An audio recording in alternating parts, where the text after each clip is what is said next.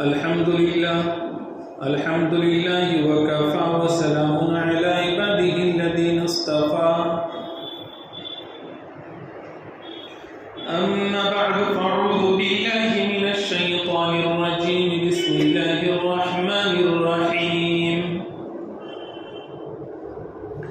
سبحان الذي أسرى بعبده ليلا من المسجد الحرام إلى المسجد الأقصى الذي باركنا حوله لنريه من آياتنا إنه هو السميع البصير صدق الله مولانا العلي العظيم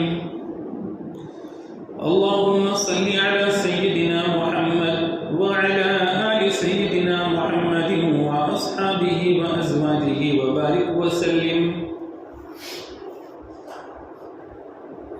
محترم بزرگوں اور دوستو، ماہ رجب المرجب کا مہینہ چل رہا ہے اور اس مہینے کی مناسبت سے اس سے پہلے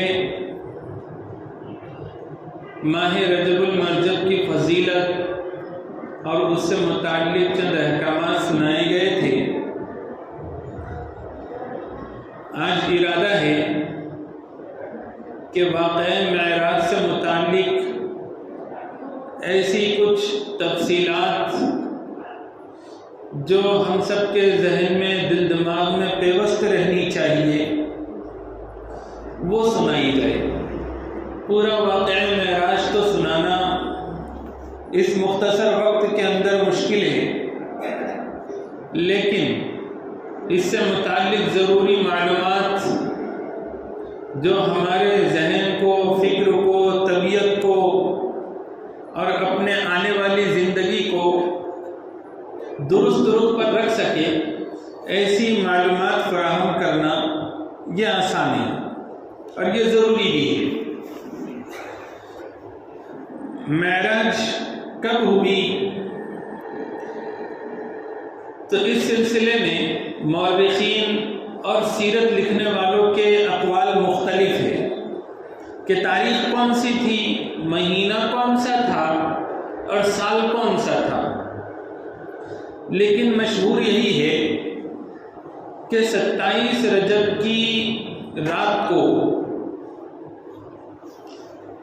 حضور صلی اللہ علیہ وسلم کو معراج کا سفر کرایا گیا. حضرت قاضی سلمان منصور پوری رحمۃ اللہ علیہ کی جو تاریخ سیرت پر کتاب ہے اس میں ذکر کیا گیا ہے کہ رسول اللہ صلی اللہ علیہ وسلم کی عمر شریف 51 سال کی تھی اور 5واں مہینہ چل رہا تھا. اس وقت میں حضور صلی اللہ علیہ وسلم کو معراج ہوئی، یعنی نبوت کے 12ویں سال میں،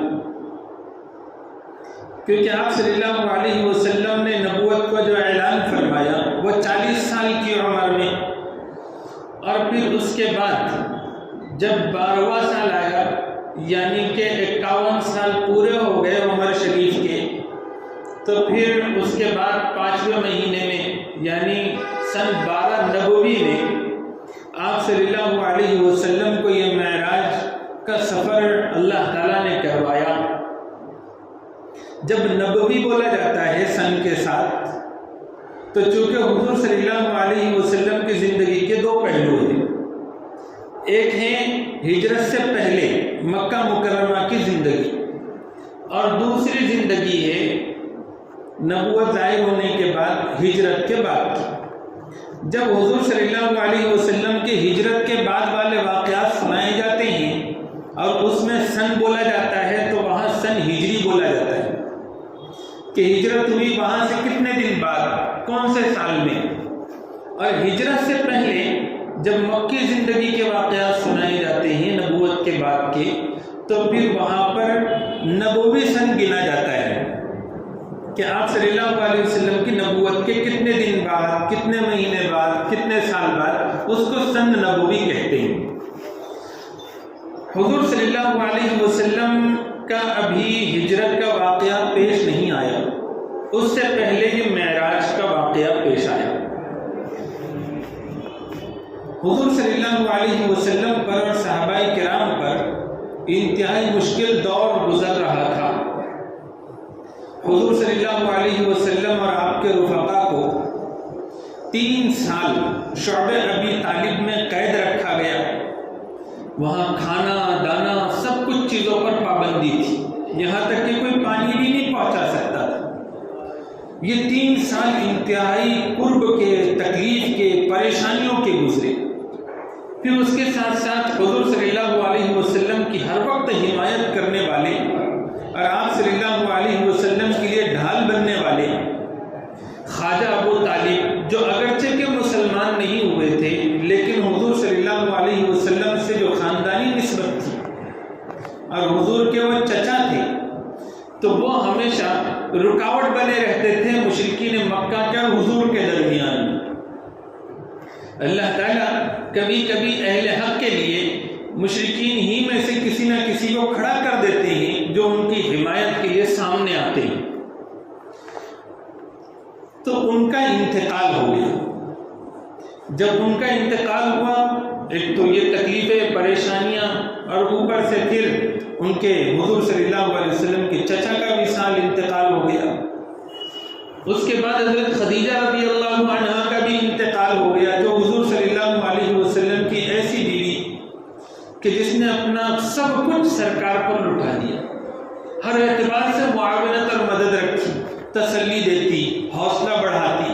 اب ان کا بھی انتقال ہو گیا۔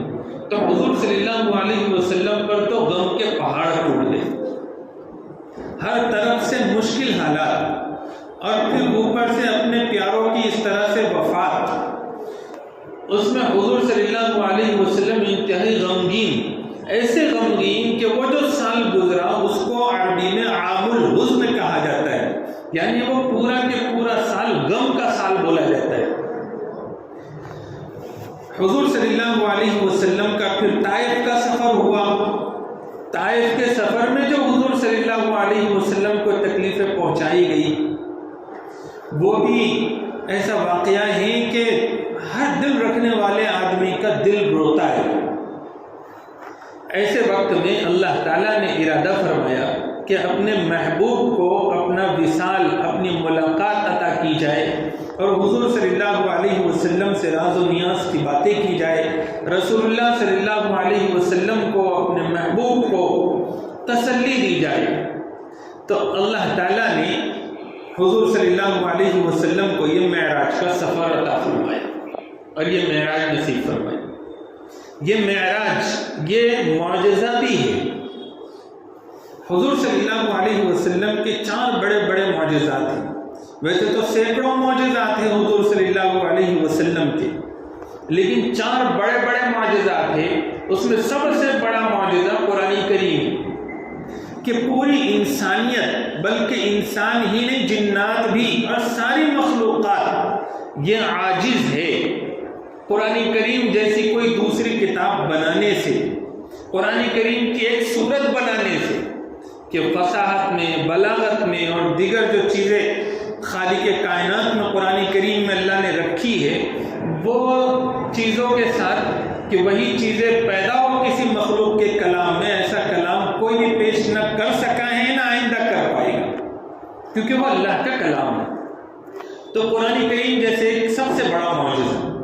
اس کے بعد حضور صلی اللہ علیہ وسلم کا جو یہ معراج کا سفر ہے، یہ دوسرا معجزہ ہے، بڑا معجزہ، اور یہ مختصر سے وقت میں رات کے کچھ حصے میں کروایا گیا۔ تاریخ انسانیت میں نہ اس واقعے سے پہلے نہ اس واقعے کے بعد اتنے مختصر سے وقت میں اتنا لمبا سفر نہ پہلے کبھی کسی نے کیا، نہ آئندہ کبھی کوئی کر پائے گا۔ یہ پورے مخلوق کو عاجز کرنے والا واقعہ ہے کہ سرکار دو عالم صلی اللہ علیہ وسلم کو رات کے حصے میں اللہ تعالیٰ نے مسجد حرام پہنچایا. مسجد حرام میں آپ صلی اللہ علیہ وسلم کا سینہ اقدس کو چاک کیا گیا اور جنت سے ایک تشت سونے کا لایا گیا جس میں ایمان اور حکمت بھرا ہوا تھا، اور پھر زمزم سے آپ کے قلب اطہر کو دھویا گیا اور پھر اس قلب اطہر میں ایمان اور حکمت کو بھرا گیا. پھر آپ ایک تیز رفتار سواری لائی گئی، براق، یعنی کہ ایسی سواری کہ جو بجلی سے بھی زیادہ تیز چلنے والی تھی. اس کی خصوصیت یہ تھی کہ وہ سواری ایک چوپایا تھا جو گدھے سے تھوڑا بڑا، خچر سے تھوڑا چھوٹا، اور وہ جہاں اس کی نظر پڑتی اس جگہ پر اس کا قدم پڑتا. اس سواری پر سوار کر کے رسول اللہ صلی اللہ علیہ وسلم کو مسجد اقصی پہنچایا گیا. وہاں سارے نبیوں کی آپ نے امامت فرمائی. پھر وہاں سے آپ صلی اللہ علیہ وسلم کو معراج کے ذریعے، عرج بھی حدیث کے جملے ہیں کہ مجھے اوپر اٹھایا گیا، تو یہ معراج سے بنا ہوا جملہ ہے. اسی وجہ سے اس سفر کو معراج کا سفر بھی کہا جاتا ہے. معراج ایک وسیلے کو، ذریعے کو کہا جاتا ہے جس کے ذریعے سے اوپر چڑھا جاتا ہے، اسی لیے سیڑھیوں کو بھی معراج کہا جاتا ہے. تو وہاں سے آگے آپ صلی اللہ علیہ وسلم کو سواری پر نہیں، ایسی ہی سیڑھی نما کوئی چیز تھی جس کے ذریعے سے آپ کو آسمانوں پر اٹھایا گیا. پہلے آسمان پر، پھر دوسرے آسمان پر، پھر تیسرے آسمان پر، پھر چوتھے، پھر پانچویں، پھر چھٹے، پھر ساتویں، اور وہاں پر بیت المعمور کو آپ کے سامنے کیا گیا. ہر آسمان پر نبیوں سے ملاقات ہوئی، مخصوص نبیوں سے. اور بیت المعمور ایسی جگہ ہے کہ جو خانہ کعبہ کے بالکل اوپر ہیں اور اس کا روزانہ 70,000 فرشتے طواف کرتے ہیں، اور جب کوئی فرشتہ اس کا طواف کر لیتا ہے تو قیامت تک اب اس کا نمبر نہیں آئے. اس کو آپ کے سامنے پیش کیا گیا. پھر وہاں سے آپ کو سدرۃ المنتہا پہنچایا گیا جو عجیب و غریب خصوصیات کا حامل تھا. پھر وہاں سے قرب خاص کے لیے آپ کو بلایا گیا. ایسی جگہ پر آپ کا سفر ہوا کہ جس جگہ پر نہ کبھی کوئی نبی پہنچا نہ کوئی فرشتہ پہنچا. ایسا یہ سفر ہوا. پھر اللہ تعالیٰ نے اپنے راز و نیاز کی باتیں کی اور وہاں پر حضور صلی اللہ علیہ وسلم کو چند تحفے دیے، جس میں سب سے بڑا تحفہ تو نماز کا تھا. 50 وقت کی نماز دی گئی.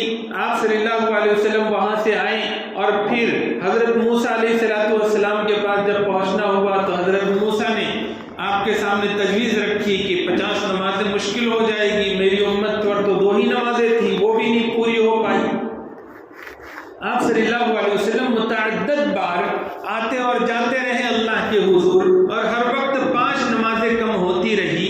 اس طرح سے جب اخیر میں 5 نمازیں رہ گئی، اس وقت میں بھی حضرت موسیٰ علیہ السلام نے رائے دی کہ اس میں بھی کم کرائیے، لیکن حضور صلی اللہ علیہ وسلم نے فرمایا کہ اب مجھے شرم آتی کہ میں اس سے بھی کم کراؤں. پھر اللہ کی طرف سے اعلان ہوا کہ ہمارا وعدہ سچا ہے. ہم نے 50 نمازیں فرض کی تھی، لیکن ہم نے اب اس میں تخفیف کر دی ہے، 5 ہی کر دی، لیکن ثواب ہم تم کا 50 کر دیں کہ ہر نماز کا 10 گنا ثواب ملے گا. دوسرا جو تحفہ دیا گیا وہ سورہ بقرہ کی اخیر کی آیتیں ہیں جو آمن الرسول سے لے کر فانصرنا علی القوم الکافرین تک کی آیتیں ہیں. وہ بھی معراج کی رات میں اللہ رب العزت نے حضور کے ذریعے سے ہم کو تحفہ پہنچایا ہے. ہر مشکل حالات میں وہ دعا اور وہ کلمات جو اللہ کے ہیں، اس میں ہمارے لیے ہر مشکل حالات میں ایک سبق ہے. اس سے ایمان میں استقامت پیدا ہوتی ہے اور پھر عمل کے جد و جہد کا جذبہ پیدا ہوتا ہے. اور جو دعائیہ جملے ہیں اخیر میں وہ عند اللہ مقبول ہے، اس کے ذریعے سے سارے حالات کافور ہو جاتے ہیں. پھر تیسرا انعام بھی وہاں پر یہ ملا امت محمدیہ کے لیے کہ کفر اور شرک کو چھوڑ کر اللہ کے پاس ہر گناہ تمہارا معاف کیا جا سکتا ہے. یا تو تم توبہ کرو گے تو اللہ معاف کر دیں گے، یہ بھی معراج کا تحفہ ہے. اور اگر تم نے توبہ نہ بھی کی تو اللہ تعالیٰ کے پاس تم اس کی سزا بھگتنے کے بعد پھر جنت میں جا سکو گے، ایسا نہیں ہوگا کہ تم ہمیشہ جہنم میں پڑے رہو گے۔ یہ بھی ایک بڑا انعام اللہ تعالیٰ نے معراج کی رات میں فرمایا ہے۔ اس طرح سے یہ بھی ایک تحفہ ملا ہے کہ ہر نیکی پر 10 گنا ثواب ملے گا اور گناہ پر اتنی ہی پکڑ ہوگی جس درجے کا گناہ ہے۔ یہ معراج کا جو سفر ہوا مختصر سے وقت میں، تو اس معراج کے سفر میں جہاں عبرتیں ہیں، اس معراج کے سفر میں جو عجائبات قدرت رکھی ہوئی ہے اس کو بتایا گیا ہے، وہیں پر یہ معجزے کا سفر یہ ایک بہت بڑا معجزہ ہے۔ معراج کا سفر ایک بہت بڑا معجزہ ہے، بلکہ ایسا کہنا چاہیے کہ ایک معجزے میں کئی قسم کے معجزے چھپے ہوئے، کیونکہ ایسا سفر نہ پہلے آپ سے کسی نے کیا اور نہ قیامت تک کے کوئی کر سکتا ہے، تو یہ معجزہ ہوا۔ اور یہ حضور صلی اللہ علیہ وسلم کی شان رفعت کو بڑھانے والا ہے۔ قرآن کریم میں تو بتلایا گیا کہ یہ جو سفر کروایا گیا ہے، سبحان الذی اسری بعبدہ لیلا من المسجد الحرام الی المسجد الاقصی الذی بارکنا حولہ لنریہ من آیاتنا انہ هو السمیع البصیر۔ تو یہ سورہ اسری کی شروع کی آیتیں ہیں، اور ان آیتوں میں معراج کے سفر کا جو شروع کا حصہ ہے وہ بیان کیا گیا ہے۔ مسجد حرام سے لے کر مسجد اقصی تک کا جو سفر ہوا ہے معراج میں، اس کا ذکر سورہ اسری میں، سورہ بنی اسرائیل میں اس کی شروع کی بالکل جو آیت ہے اس میں اس کا ذکر کیا گیا، 15 پارہ وہاں سے شروع ہو رہا ہے۔ اور پھر مسجد اقصی سے لے کر اللہ کے حضور جو سفر ہوا ہے اس کو اشارات میں اللہ تعالیٰ نے سورہ نجم میں ذکر فرمایا ہے۔ قرآن کریم کے 2 حصوں، 2 جگہوں پر، سورہ اسراء کی شروع میں، سورہ نجم کے شروع میں اس پورے واقعے معراج کو مختصر الفاظ میں بیان کیا گیا ہے، اور باقی تفصیل پھر احادیث میں اس کی ذکر کی گئی ہے۔ یہ جو سفر ہوا، اس سفر کی وجہ قرآن کریم نے فرمائی لِنُرِيَهُ مِنْ آیَاتِنَا، ہم نے یہ اس لیے تاکہ ہماری اپنی قدرت کی، وحدانیت کی اور حکمت کی نشانیاں بتائے اپنے خاص بندے کو، اس کے لیے سفر کروایا گیا۔ اس سفر کا ایک مقصد تو یہ کہ عجائبات قدرت دکھائے جائیں رسول اللہ صلی اللہ علیہ وسلم کو۔ اسی سفر میں حضور صلی اللہ علیہ وسلم نے جنت، دوزخ دیکھی، بہت سارے برے لوگوں کے برے حشر کو بھی دیکھا، گنہگاروں کے عذابات کو دیکھی۔ اور پھر آپ صلی اللہ علیہ وسلم معراج کے سفر سے واپس آئے تو پھر مشرکین مکہ کو ڈیبیٹ کا اور مسلمانوں کو نشانہ بنانے کا، حضور کو نشانہ بنانے کا ایک موقع مل گیا، ماحول گرما گیا۔ انہوں نے مسلمانوں کو ستانا شروع کیا، ان کے عقل میں آنے والی بات نہیں تھی کہ یہ سفر اتنے مختصر سے وقت میں اتنا لمبا سفر کیسے کر کے آئے ہیں۔ آپ صلی اللہ علیہ وسلم کے جانثاروں کو جا کر انہوں نے چھیڑا۔ حضرت ابوبکر صدیق رضی اللہ تعالیٰ عنہ سے جب پوچھا مشرکوں کے سرداروں نے کہ محمد صلی اللہ علیہ وسلم ایسا بتلاتے ہیں کہ اتنے مختصر سے وقت میں راتوں رات آج وہ مسجد حرام سے نکلے، مسجد اقصی پہنچے، عجائبات قدرت دیکھی اور واپس آئے، تم اس کو مانتے ہو؟ انہوں نے کہا کہ اگر حضرت محمد صلی اللہ علیہ وسلم اس کی خبر دے رہے ہیں تو میں اس پر ایمان رکھتا ہوں کہ یہ برابر برحق واقعہ ہے۔ یہ تو کیا، حضرت ابوبکر صدیق رضی اللہ تعالیٰ عنہ نے فرمایا میں اس سے بھی زیادہ عجیب باتوں پر ایمان لایا ہوں سرکار کے ہاتھ پر۔ وہ یہ کہ چشم زدن میں مختصر سے لمحے میں زمین پر کوئی واقعہ پیش آتا ہے اور اللہ تعالیٰ کے حضور سے جبرائیل جو حضور صلی اللہ علیہ وسلم سے بھی کم مرتبے کے ہیں، وہ مختصر سے وقت میں اللہ کے پاس سے فوراً پیغام لے کے سرکار کی خدمت میں آتے ہیں، تو پھر سرکار کا اگر اتنے مختصر سے وقت میں سفر ہو گیا تو کون سی عجیب کی بات ہے۔ تو حضور صلی اللہ علیہ وسلم کی شان بھی بتلائی گئی، اور یہ ایک طرح سے معجزہ تھا۔ حضور صلی اللہ علیہ وسلم سے سوال جواب ہوئے تو آپ صلی اللہ علیہ وسلم کے سامنے مسجد اقصی کو پیش کر دیا گیا، آپ نے وہاں کی نشانیاں بتلائی۔ سفر جو ایک قافلہ کر رہا تھا ملک شام سے، تجارتی سفر، اس سفر کی امداد بھی حضور نے سنائی اور فرمایا کہ صبح سورج نکلنے سے پہلے وہ آ جائے گا۔ تو مشرکین مکہ بھی بس راستے پر نگاہ جمائے بیٹھے تھے، آپس میں گفتگو ہو رہی تھی کہ اب حضرت محمد صلی اللہ علیہ وسلم کا نعوذ باللہ جھوٹ سامنے آ جائے گا کہ قافلہ نظر نہیں آئے گا اور ہم کو موقع مل جائے گا۔ تو لیکن جیسے ہی سورج طلوع ہوا، سامنے سے قافلہ نمودار ہوا، اس قافلے نے بھی گواہی دی۔ اس طرح سے اللہ تعالیٰ نے اس واقعے کی حقانیت کو پیش کیا۔ ایک تو اس کا کچھ حصہ وہ ہے واقعہ معراج کا کہ جس حصے کو قطعی دلیل سے یعنی قرآن کریم سے وہ ثابت ہے۔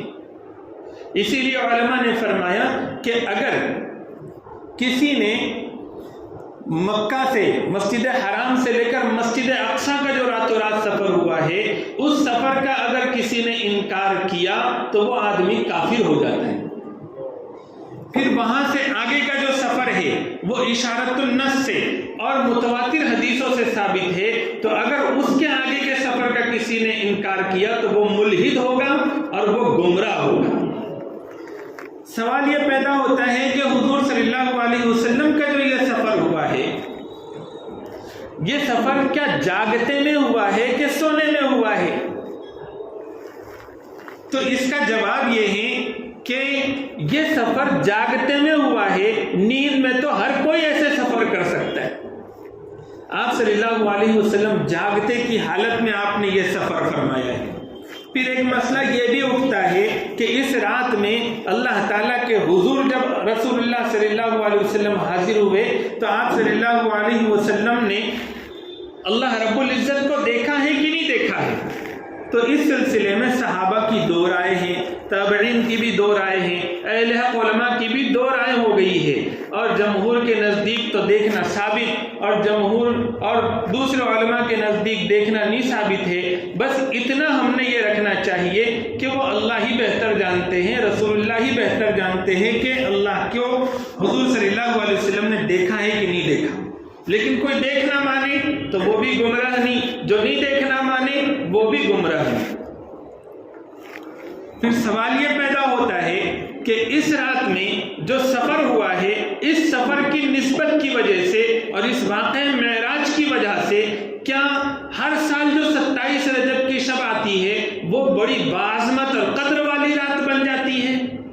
تو اس کا جواب یہ ہے کہ اگر یہ باعظمت اور قدر والی رات ہر شب معراج بنتی، ہر 27ویں شب بنتی، تو حضور صلی اللہ علیہ وسلم اس کا اہتمام کرتے، صحابہ اس کا اہتمام کرتے، تابعین اس کا اہتمام کرتے، ہمارے 4 بڑے بڑے ائمہ، امام ابو حنیفہ، امام شافعی، امام احمد بن حنبل، امام مالک، یہ حضرات اس کا اہتمام کرتے، ہمارے بزرگان دین اس کا اہتمام کرتے، لیکن یہ ثابت نہیں ہے۔ معلوم یہ ہوا کہ یہ واقعہ معجزہ ضرور ہے، حضور صلی اللہ علیہ وسلم کی شان کو بڑھانے والا ہے، اور یہ واقعہ معراج ہمارے لیے سراسر رحمت ہے، انعام ہے، اور اس میں ملنے والے انعامات بھی ہمارے لیے رحمت ہے، اور وہ بھی ہمارے لیے بہت عظیم چیز ہے۔ اور واقعہ معراج سن کر اور اس کا تذکرہ سن کر اور اس کے اندر ملنے والے انعامات کو سن کر ہمارے دل بھر آتے ہیں، لیکن اس کے باوجود اس رات میں خصوصی کوئی نہ عبادت ہے اور نہ خصوصی کوئی اہتمام ہے۔ اس کے دوسرے دن روزہ لوگ رکھتے ہیں، تو وہ روزے کی کیا حقیقت ہے؟ تو کسی صحیح روایت میں اس دن کے روزے کی بھی کوئی فضیلت نہیں ہے، الٹا حضرت عمر رضی اللہ تعالیٰ عنہ کا یہ اثر ملتا ہے کہ جو 27 رجب کو روزہ رکھتا تھا تو آپ اس کو روزہ توڑنے لگاتے تھے، کیونکہ یہ بدعت نہ بن جائے۔ ہر وہ چیز جو حضور سے ثابت نہ ہو، صحابہ سے ثابت نہ ہو، اور حضور اور صحابہ اس کو کر سکتے تھے پھر بھی انہوں نے نہیں کیا، اس چیز کو اگر آج ہم دین بنا کر کریں گے تو وہ بدعت ہو جائے گی۔ جیسے مغرب کی نماز ہے، مغرب کی نماز 3 کے بجائے 4 کر لی جائے تو ایسا کرنے والے کو گمراہ کہا جائے گا، کیونکہ حضور نے 3 ہی رکعت نماز پڑھی ہے اور صحابہ نے بھی فرض نماز 3 ہی پڑھی ہے، تو پھر اب 3 کو 4 نہیں بنا سکتے، اگرچہ کہ 4 بنانے میں سورہ فاتحہ بڑھ جائے گی، 4 بنانے میں تسبیحات بڑھ جائے گی، اللہ اکبر بڑھ جائیں گے، لیکن چونکہ حضور نے اور صحابہ نے نہیں کیا، ہم بھی نہیں کریں۔ تو اسی طرح سے 27 رجب کو روزے کا بھی اہتمام نہیں ہونا چاہیے۔ ہاں، یہ پورے مہینے میں اپنے اعتبار سے کوئی نیکی سمجھ کے رکھے بغیر کسی مخصوص فضیلت کو سامنے رکھ کر، تو وہ روزے کسی بھی وقت رکھ سکتا ہے۔ پھر ساتھ ساتھ یہ جو واقعہ معراج ہے، یہ ہمیں مخصوص انعامات کی یاد دہانی کراتا ہے، تو ان انعامات کو انعامات کے درجے میں رکھتے ہوئے اس کی قدر کرنی چاہیے کہ معراج کے سفر پر جب اللہ سے حضور کی ملاقات ہوئی تو پھر وہاں پر ہمیں 5 وقت کی نماز کا تحفہ ملا، تو ہم نے اپنی زندگی بھر کا ایک عمل اس کو بنانا چاہیے۔ ویسے تو مسلمان ہونے کی اصل پہچان اس کا نہ نام ہے، نہ اس کا خاندان ہے، نہ کوئی علاقہ ہے۔ مسلمان ہونے کی اصل پہچان نماز ہے۔ 5 وقت کی نماز کا اہتمام ہونا چاہیے اور پورے خشوع اور خضوع کے ساتھ اس کا اہتمام کرنا چاہیے۔ کوئی مسلمان ایسا رہنا نہیں چاہیے جو جیسے ہم نام کو لیتے ہیں کہ صاحب کسی کا نام، مسلمان کا نام اگر ہمیں پرساد مل جائے اور کوئی دوسرا پرکاش مل جائے تو ہم کو یہ برداشت ہوگا؟ حالانکہ نام سے زیادہ پہچان اگر ہوگی تو نماز سے ہوگی مسلمان ہونے کی، تو پھر کوئی بے نمازی ملے تو ہم نے کتنا بے چین ہونا چاہیے۔ تو اس طرح سے نمازوں کا اہتمام ہمارا ہونا چاہیے۔ حضور صلی اللہ علیہ وسلم نے فرمایا میری آنکھوں کی ٹھنڈک نماز ہے، اور حضرت بلال سے فرمایا کہ نماز کا اہتمام کرو کیونکہ میری نماز میری آنکھوں کی ٹھنڈک ہے۔ یہ عجیب بات ہے کہ جس چیز کو حضور اپنی آنکھوں کی ٹھنڈک بتائے وہ ہماری آنکھ کی ٹھنڈک نہ بن۔ ہم تو حضور کے نام لیوا ہیں، ان کی امتی ہے۔ نمازوں کا خوب اہتمام کرنا یہ اصل میں معراج کی قدر ہے، شب معراج کی۔ دوسرے جتنے سارے کام ہم کرتے ہیں اس کے نام پر وہ کہیں سے ثابت نہیں ہے، اس لیے اس سے اجتناب کرنا چاہیے۔ اور معراج کا سفر اللہ نے رسول اللہ کو کروایا تو اس کی قدر یہ ہوگی کہ ہم اس میں ملنے والے تحفوں کی قدر کریں، تو کریں گے انشاءاللہ۔ اللہ تعالیٰ مجھے اور آپ کو کہنے سننے سے زیادہ سمجھنے کے پھر عمل کرنے کی توفیق عطا فرمائے۔ وآخر دعوانا الحمدللہ رب العالمین۔